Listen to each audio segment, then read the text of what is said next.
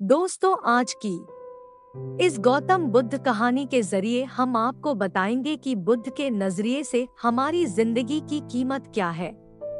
हम में से बहुत से लोग अपनी जिंदगी की वैल्यू नहीं समझते और अपने जीवन को ऐसी चीजों में बर्बाद कर देते हैं जिनसे हमारा ही नुकसान होता है।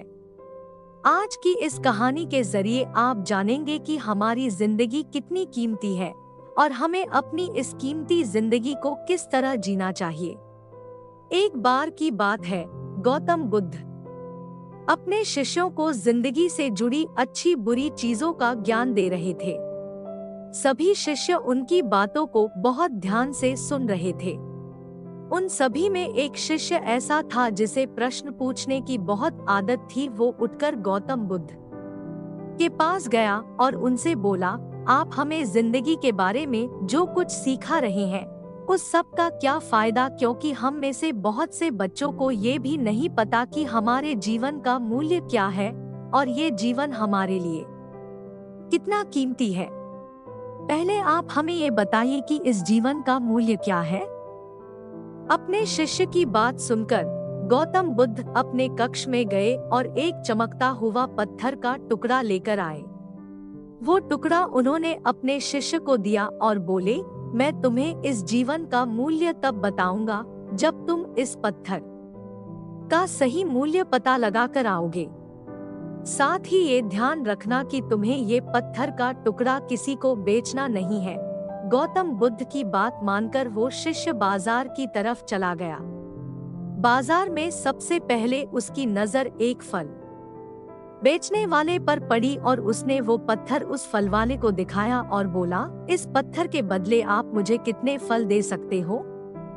फल वाला बोला, ये पत्थर कुछ खास तो नहीं है, लेकिन फिर भी इसके बदले में तुम्हें 10 केले दे सकता हूँ। वो शिष्य उस पत्थर को लेकर आगे चला गया। फिर उसे एक सब्जी वाला मिला। शिष्य ने उस सब्जी वाले से इस पत्थर की कीमत पूछी। सब्जी वाले ने उस पत्थर को ध्यान से देखा और बोला, इस पत्थर की कीमत के बदले में तुम्हें ज्यादा से ज्यादा एक बोरी भरकर सब्जियां दे सकता हूँ। इसके बाद वो शिष्य उस पत्थर को लेकर एक सोने के व्यापारी के पास गया। उस पत्थर की टुकड़े की चमक देखते ही उस सुनार ने उसकी कीमत 100 सोने के सिक्के लगाई।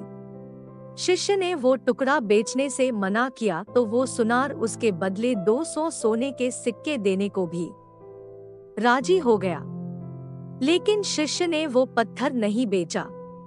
इसके बाद वो शिष्य एक हीरो के व्यापारी के पास गया और उनके सामने उसने वो पत्थर के टुकड़े को रख दिया। उस पत्थर को देखते ही हीरो के व्यापारी ने एक साफ कपड़ा बिछाया, उस पत्थर को उसके ऊपर रखा, फिर उसकी परिक्रमा की और हाथ जोड़कर उस पत्थर को कपड़े में लपेटते हुए वो बोला, तुम जिसे मामूली पत्थर समझकर उसकी कीमत पूछ रहे हो, असल में ये एक बेशकीमती रूबी है। ऐसा रूबी हर किसी को नहीं मिलता। मैं अगर अपना सब कुछ बेच दूं तो भी इसकी कीमत नहीं चुका सकता। उस व्यापारी की बातें सुनकर वो शिष्य हैरान हो गया। वो दौड़ा दौड़ा सीधा बुद्ध के पास आया और उन्हें उसने जो कुछ भी बाजार में हुआ वो सब बताया। उसकी अचरज भरी बातें सुनकर गौतम बुद्ध बोले, तुम्हारे सवाल का जवाब इस रूबी की कीमत में ही छिपा है। हमारा जीवन भी एक रूबी है, रूबी की तरह ये भी बेशकीमती है, लेकिन हम इस बात को हमेशा नजरअंदाज करते हैं और अपने जीवन का मूल्य नहीं समझते। हम दूसरों को देखकर और उनके जैसा जीवन जीने की कोशिश में अपने जीवन की कीमत को कम कर देते हैं। हम ये सोचते हैं कि हमारी जिंदगी की कीमत वही है जो दूसरे हमें बताते हैं, लेकिन ये बात हमेशा ध्यान रखना कि सामने वाला अपनी हैसियत, बुद्धि और अपनी समझ के हिसाब से तुम्हारी कीमत लगाता है। हमें गौतम बुद्ध की प्रेरणादायक कहानी से यह सीख मिलती है कि जिंदगी सिर्फ एक बार मिलती है, इसलिए इसको बर्बाद ना करें। अपनी जिंदगी को उतना ही कीमती समझे जितना कीमती आप अपने बैंक में रखे रुपयों को समझते हैं। आज के समय में लोग अपनी जिंदगी से ज्यादा कीमती प्यार, पैसा और दिखावे से भरी चीजों को समझते हैं। प्यार के चक्कर में लोग सुसाइड कर लेते हैं। पैसों के चक्कर में ऐसा काम करने लग जाते हैं जिससे उनकी जिंदगी बर्बाद हो जाती है। नाम कमाने के चक्कर में उल्टे सीधे काम करने लग जाते हैं।